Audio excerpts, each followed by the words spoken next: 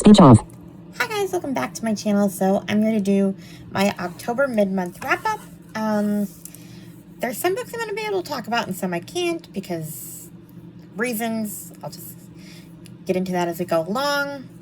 Not a whole lot of outstanding reads so far. Although I'm on a roll the second half of October, I must say. I got sick a lot, so my plan to read fantasy primarily kind of went out the window because I need concentration to read fantasy, and when I have the stomach flu, I do not have concentration. I need something to suck me in. I don't want to deal with world building, so anyway, yeah, my reading plans kind of changed a little bit this month. Let's just get into it. So, the first book I read is The Child I Long For by Carolyn Finnerty. This is one that I heard about from Chloe from Always Booked. It was in her September new releases video. Yeah, I gave it 4 stars. It's about this woman, Emily. She's back in Ireland after 9 years away from home. She's coming for her mother's funeral, and she runs into her ex-husband, Rob, holding hands with a 5-year-old girl. So, basically, she's kind of triggered by it because they lost a child, essentially, and that's kind of what ended their marriage, I guess. And so you kind of see her just sort of reconnecting with her family and reconnecting with him and them kind of working things out, essentially. I don't know. It was, she moved to New Zealand post child dying, I guess, to kind of start over, and starting over kind of meant disconnecting, so going back to Dublin sort of meant reconnecting with her family. So I liked it okay. It wasn't one of my favorite reads. Like, I kind of knew where it would end, and I also I don't know. I wasn't that into the child, into his new kid, Rob's little girl. I even forgot her name. She was kind of annoying, honestly. So it was hard for me to endear myself to her. So I gave it 4 stars because I wanted to see how it ended, but I also didn't care that much. I was also babysitting that day, so we had the twins. Anyway, it was kind of a book I sort of skim read through. Then, for some reason, I don't know why I decided to read this that same day, Another Place at the Table by Kathy Harrison. Kathy Harrison is one of the very few foster parent authors in the U.S. who writes, like, memoirs. She's only written 2, and I remember reading this book in Braille when it first came out on Bookshare, but the copy had so many mistakes, because at the time that was when they were first starting to scan Braille books, or scan books into Braille. So it was just not a good copy. And I found it on audio years ago, like 2 years ago on Audible, and I bought it and I never read it, and it just popped up as a suggested read, so I read it, and it was okay. It was 4 stars. It was kind of a reread, but I got some gaps from stuff that was missing out of the Braille book that I had, so it was okay. I mean, it's all the different kids that she takes care of and their tragic stories. 4 stars. It was sad. Then I did read one. Then I started my fantasy journey, and I read Beneath the Swirling Sky by Carolyn Leila-Glue. Leila-Glue, I think that's how you pronounce her name. I heard about this one from Katie from the Currently Reading podcast. I gave it 4 stars. It's basically about kids who can go into painting. So you can travel into painting, essentially. Like, you can go into a painting in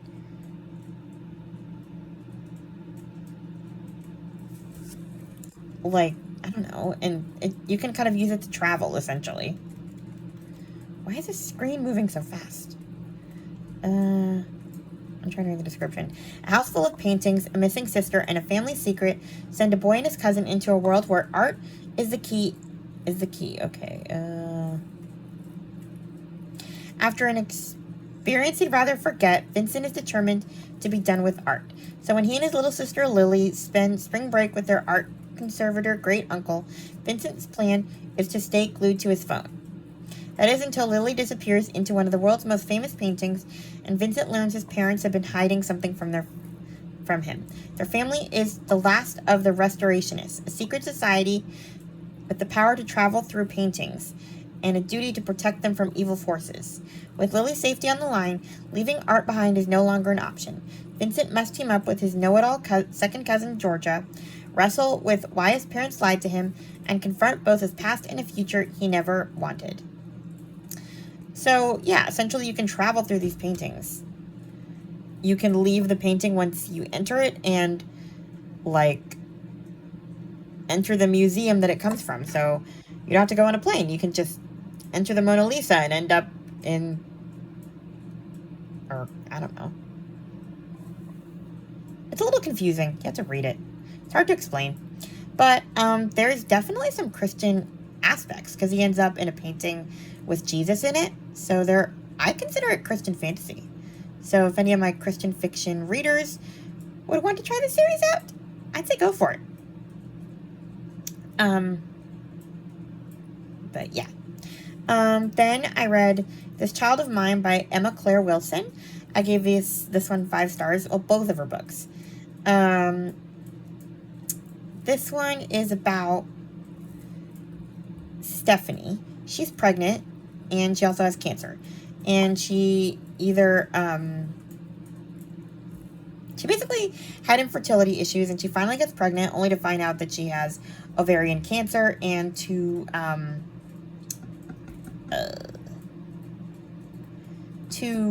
keep this baby would basically mean she potentially die, and it's kind of a fight with her husband because he doesn't want to be a single dad, and she wants to give her kid life. It's a whole thing.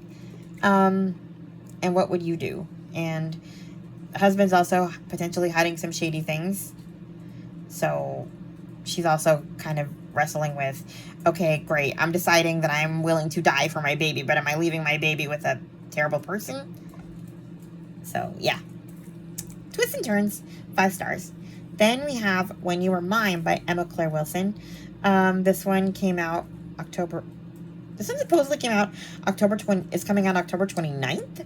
I don't know why. This was in Chloe's new release videos, but it's been out for a while. Well, not a long while, but it's on audio anyway. I don't know if it's out in print, but this one is about 2 friends that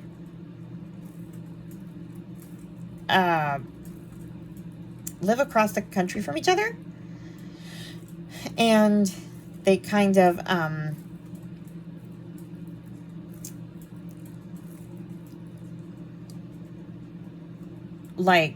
talk to each other during the pandemic and become friends. They met when they were both on vacation in Spain. Well, one of them was living in Spain, and one of them had their baby in Spain. And then she comes to visit from Spain 3 years later, like post-pandemic. And,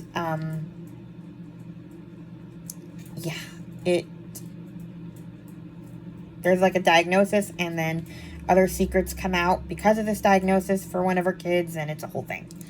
I'm not going to say what it is because it's more fun to figure it out, but it's a wild ride. There is some infertility in this, but it's never seen as a good thing. So, yeah. Then I DNF'd a World War II book during my sick time. This is when I got sick. The German Child by Catherine Hawken. This made it sound like this was about a woman whose baby got taken away, which it is, but it's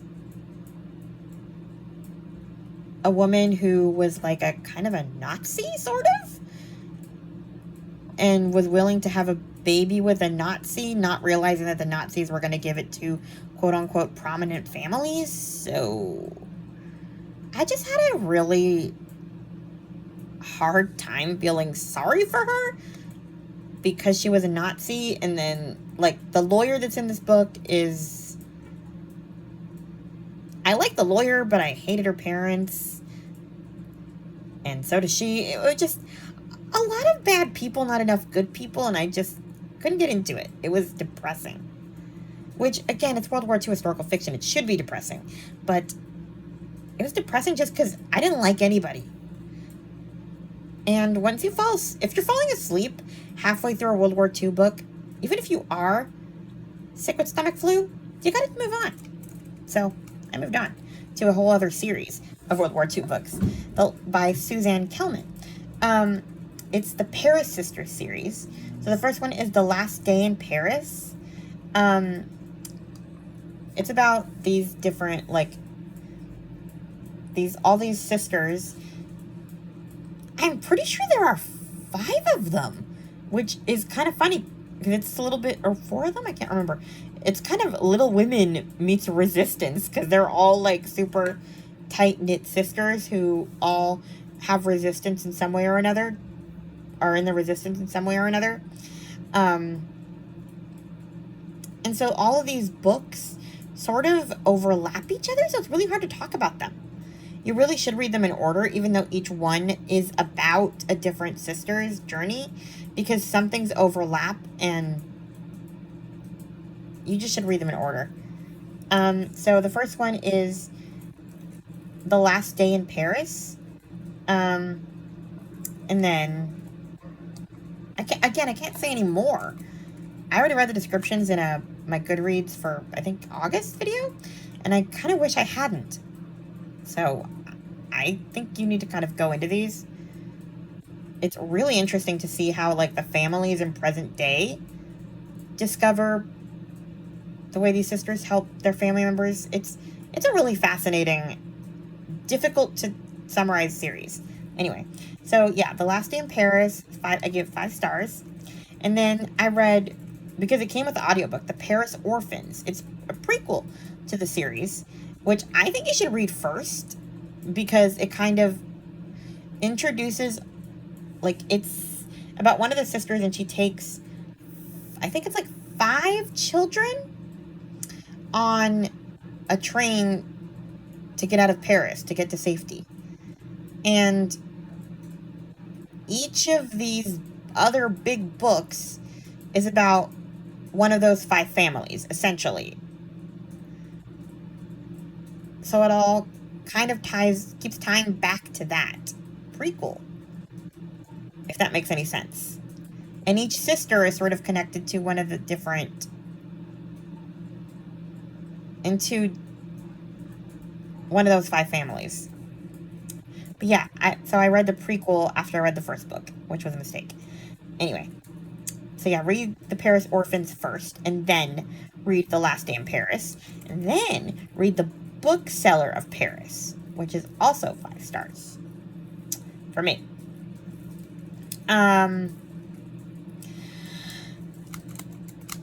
Yeah, I'm not sure when the next one comes out, but I can't wait, because in the first one, it ends with, they say that one of the sisters dies. I don't know who dies. It doesn't say. And then you get to book 2, and you still don't find out who dies. Because, like, I have no idea. It's so interconnected that you have to keep reading the series. So, guess I'll find out later. Anyway. Then I read Guiding Emily by Emily Hinsky. I heard about this one from Em's Books Are Everywhere. I'm not going to talk about this one or the sequel, because I want to do a whole review, spoiler-filled review, when I will read the whole series. I actually watched the movie for Guiding Emily, too, though. And I think it sucked in comparison to the book. Which is true for most things. Most books are better than movies. But, ugh. I did not like the movie. One tiny bit. It is so stereotypy and dramatic, which I guess, I don't know. I didn't like it. But I love the books so far. I have 2 more left to read, but I wanted to sort of space them out a little bit, because otherwise I wouldn't be able to talk about any other books in this video. So, yeah. but I love them. I like book 1 better than book 2. I gave book 2 4 stars instead of 5. But, yeah. Then I've started reading another series. I heard about this one through Ravenclaw Reads. But I think she read the second one instead of the first one first. Which, mistake. Sorry, but it is. So it's a Witches Get Stuff Done. Starfall Point series number 1 by Molly Harper. I give this one 4 stars. From the moment Riley Everett set foot in Starfall Point, magic bubbled inside of her. But with only her late aunt's journals and a cantankerous, live-in ghost butler to instruct her on all things witchy, including her newly inherited Victorian haunted house, Riley seeks out a coven of sisterhood and support. The last person she expects to be drawn to is the town's frustrating yet ridiculously attractive head librarian. Edison Held knows almost everything there is to know about Starfall Point, but Shadow House was always off limits thanks to its elusive owner. But if he can convince the new owner, Riley, to let him take a peek inside, there's so much he could learn. But as he gets closer to Riley, he's fascinated by her dazzling wit and fiery spirit. Edison will do whatever he can to help Riley keep her family legacy alive, especially if it means spending more time with the captivating new witch in town. So this kind of witchy power is more in terms of like controlling ghosts than what I thought it was going to be, where it was general magic. I don't know. It's a little weird. And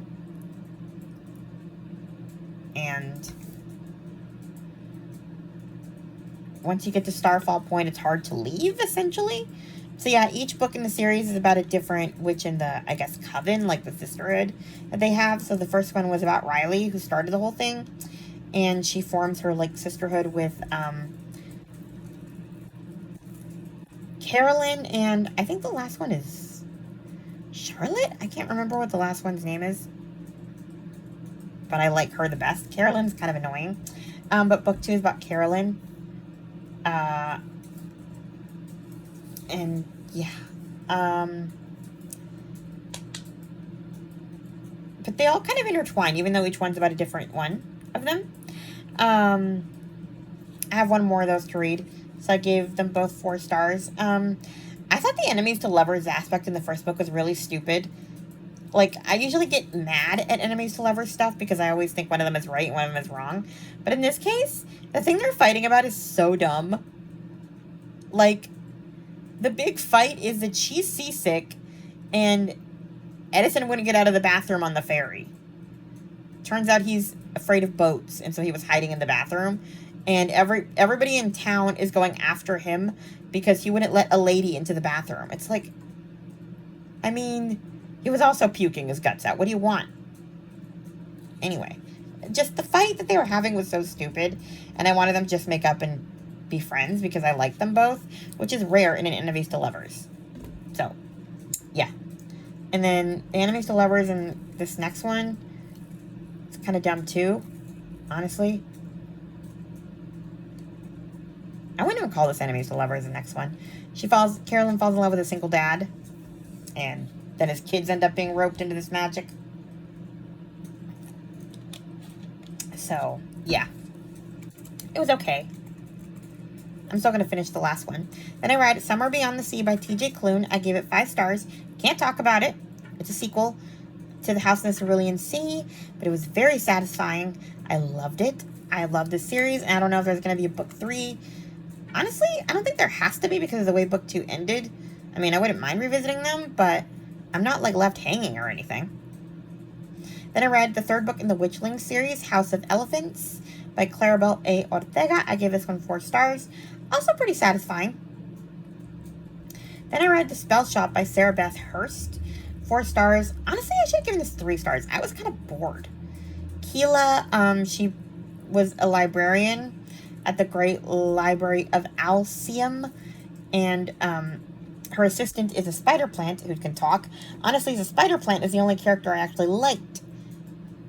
She was kind of a loner to the point that she didn't talk to anyone because she was at the library, and then the library burned down, and she goes to her old, like, village where her family lived at the time, and she hunkers down and sells magic jams, even though she's not supposed to. That's how the spell shop is formed. I just didn't really care that much about her, so I kind of skim read through it because I bought it and I felt I had to finish it. So yeah, my fantasy reading just is not up to par this year. I've read 4 more books since then, but I'm going to talk about those on my final wrap-up. That's all I have so far. So, yeah. I'm realizing I didn't talk about too many books. And the ones I did talk about were, they're fine. Anyway, please like, comment, and subscribe. Oh, and if you would please go and post some questions on my Q&A announcement video, that would be great. It's basically for Blindness Awareness Month. I'm hoping to do my Q&A at the end of October, maybe the 31st, maybe November 1st, we'll see. Halloween is on a Thursday, and we babysit on a Thursday, so it's more than likely I will be trick-or-treating with 2-year-olds. So, yeah. Please like, comment, and subscribe, and comment on my question video. I will post a link to it in the description, and I'll talk to you guys in my next video. Bye! Speech on. Stop recording video.